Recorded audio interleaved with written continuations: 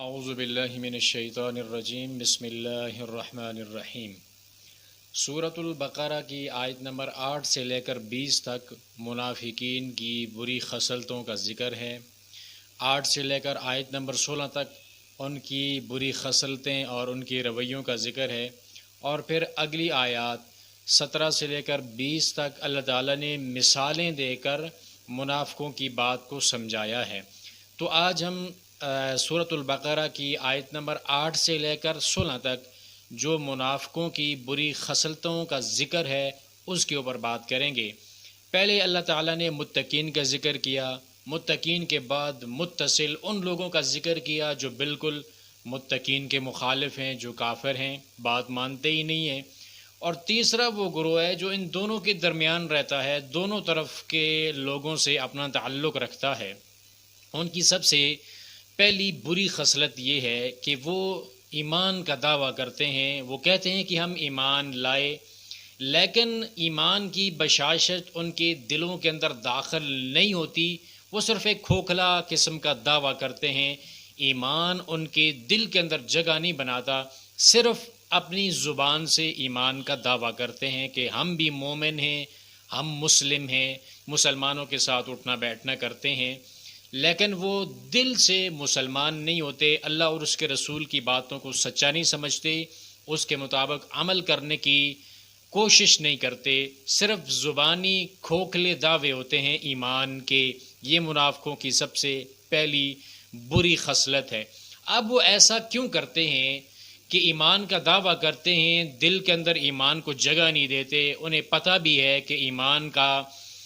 جو بھی ایمان کے ارکان ہیں یا اللہ کا جو قرآن ہے، پیغمبر علیہ الصلاۃ والسلام اللہ کے جو آخری نبی ہیں وہ سچے ہیں، وہ یہ جانتے ہیں، لیکن جاننے کے باوجود ایمان کو دل کے اندر جگہ کیوں نہیں دیتے؟ وہ اللہ تعالیٰ نے اس کی وجہ بھی ساتھ بیان کی ہے۔ رب العالمین نے فرمایا وہ ایسا اس لیے کرتے ہیں کہ وہ یہ سمجھتے ہیں،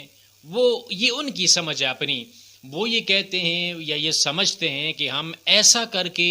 اللہ مالک کائنات جو ہے ہم اس کو دھوکہ دے رہے ہیں، اور پھر مومنوں کو بھی ایمان کا دعویٰ کر کے ان کو بھی دھوکہ دے رہے ہیں۔ ظاہر ہے ان مومنوں کے ساتھ بیٹھیں گے، اٹھیں گے، ان کے ساتھ نماز کے اندر شامل ہوں گے، اچھے کاموں کے اندر شامل ہوں گے،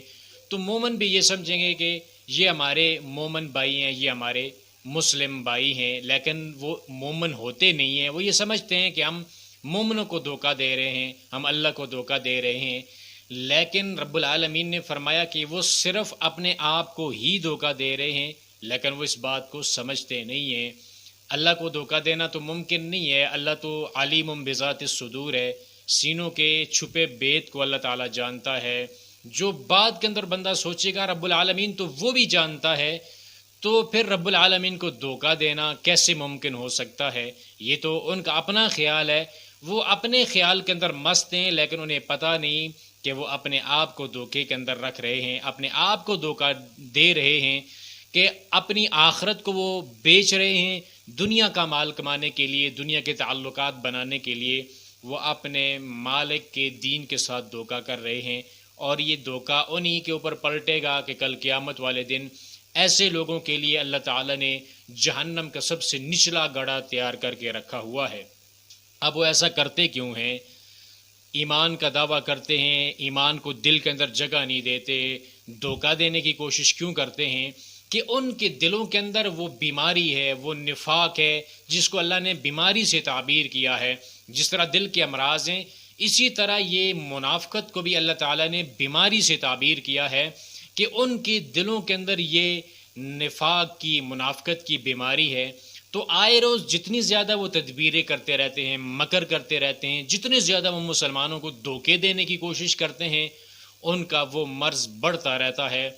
مرض جیسے جیسے بڑھتا جاتا ہے، دل کی سختی کے اندر اضافہ ہوتا جاتا ہے، پھر اللہ اور اس کے رسول کی باتیں دل کے اوپر اثر نہیں کرتی، مذاق کے اندر اور زیادہ آگے بڑھتے ہیں، اللہ اور اس کے رسول کا، دین کا، قرآن کا مذاق اڑاتے رہتے ہیں، اور ان کی یہ بیماری نفاق والی بڑھتی رہتی ہے، اسلام کی، قرآن کی، اللہ کی محبت دل سے نکلتی رہتی ہے۔ تو جب یہ بیماری بہت زیادہ بڑھ جاتی ہے، دنیا کے اندر دل کی سختی آ جاتی ہے کہ اللہ اور اس کے رسول کی باتوں کو دل کے اندر وہ جگہ نہیں دے پاتا، تو آخرت کے اندر اللہ رب العالمین نے ان کے لیے دردناک عذاب تیار کر کے رکھا ہے، اس لیے کہ وہ جھوٹ کا سہارا لیتے تھے، دنیا کے اندر ایمان کا خالی دعویٰ کر کے دھوکہ دینے کی کوشش کرتے تھے، مومنوں کو جھوٹ بول بول کر مومنوں کو یقین دلاتے تھے کہ ہم آپ کے ساتھ ہیں، تو ان کا یہ جھوٹ کل قیامت والے دن ان کے لیے دردناک عذاب کا سبب بن جائے گا۔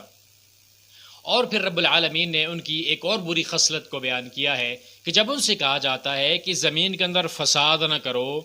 تو کہتے ہیں کہ ہم کہاں پہ فساد کرنے والے ہیں، ہم تو صلح کرنے والے ہیں، ہم تو چاہتے ہیں کہ ہمارے تعلقات مسلمانوں کے ساتھ بھی رہیں اور ہمارے تعلقات کافروں کے ساتھ بھی رہیں، ہم ایمان کی خاطر جو ہے اپنے جان کو اپنے مال کا داؤ پہ نہیں لگا سکتے، اس لیے ہم تعلقات دونوں طرف بنا کر رکھتے ہیں، اور وہ اس کو اصلاح کا نام دیتے ہیں۔ لیکن رب العالمین نے فرمایا کہ یہی لوگ اس دھرتی کے اوپر سب سے بڑے فسادی ہیں، لیکن وہ اس چیز کا شعور نہیں رکھتے، ادراک نہیں ہے ان کے پاس، وہ سمجھتے نہیں ہیں اس بات کو کہ فسادی اصل میں یہی لوگ ہیں، لیکن اس فساد کو وہ اصلاح کا نام دیتے ہیں، نام اصلاح کا ہے اور کر فساد رہے ہیں۔ اور پھر ایک اور بری خصلت اللہ تعالیٰ نے بیان کی کہ جب ان سے یہ کہا جاتا ہے کہ آپ ایمان لے کے آؤ، اللہ اور اس کے رسول کی باتوں کے اوپر یقین کرو اور اس کے مطابق عمل کرو، جس طرح کے یہ صحابہ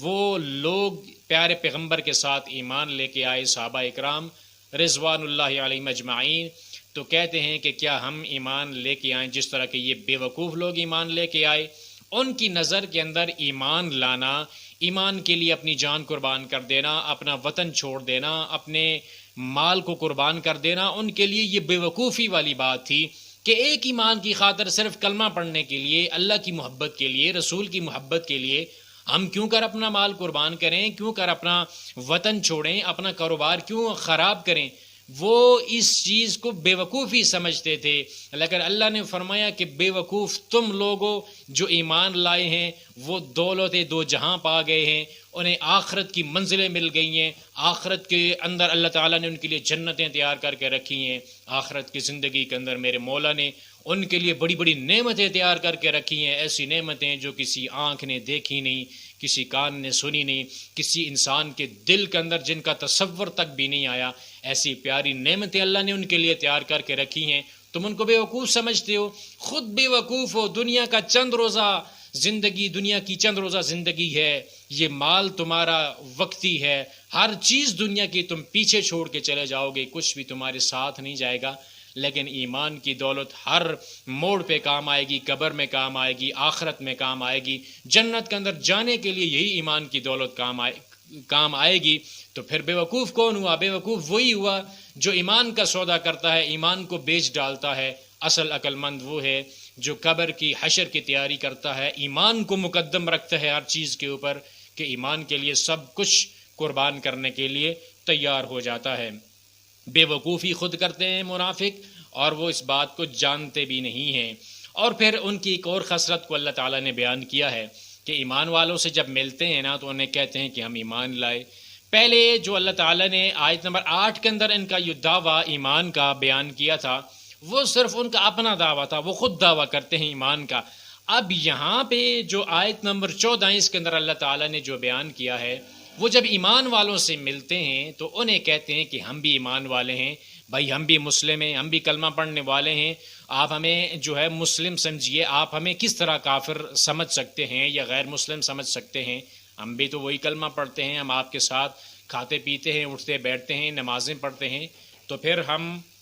اس کو کس طرح کر سکتے ہیں؟ تو رب العالمین نے فرمایا کہ جب وہ ایمان والوں سے ملتے ہیں تو کہتے ہیں کہ ہم ایمان لائے، لیکن جب وہ اپنے شیطانوں کی طرف علیحدہ ہوتے ہیں تو کہتے ہیں کہ ہم مذاق کر رہے تھے۔ تو رب العالمین نے فرمایا اللہ بھی ان سے مذاق کرتا ہے اور ان کو ان کی سرکشی کے اندر ڈھیل دیتا ہے، جو ہر روز وہ بے ایمانی کرتے ہیں، لوگوں کو دھوکہ دیتے ہیں، ایمان والوں کو، اور اللہ کو دھوکہ دینے کی کوشش کرتے ہیں، تو وہ اس کے اندر اللہ تعالیٰ ان کو ڈھیل دیتا ہے تاکہ اور زیادہ گناہ کر لیں تو ان کی اوپر اللہ تعالیٰ کی پکڑ آ جائے۔ تو رب العالمین نے فرمایا یہ وہ لوگ ہیں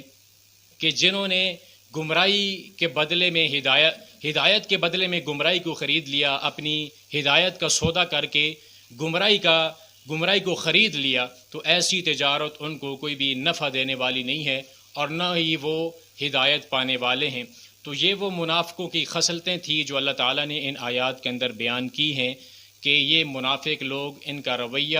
اور ان کی جو خصلتیں ہیں، مسلمانوں کے ساتھ ان کا جو رویہ ہے، اللہ تعالیٰ نے اس کا ذکر کیا ہے۔ اگلی آیات کے اندر اللہ تعالیٰ نے ان کی ان خصلتوں کو مثالوں کے ساتھ واضح کر کے بتایا ہے، وہ انشاءاللہ ہم اگلی ویڈیو کے اندر آپ کو بتائیں گے۔ اللہ تعالیٰ سے دعا ہے کہ اللہ قرآن کو سمجھنے کی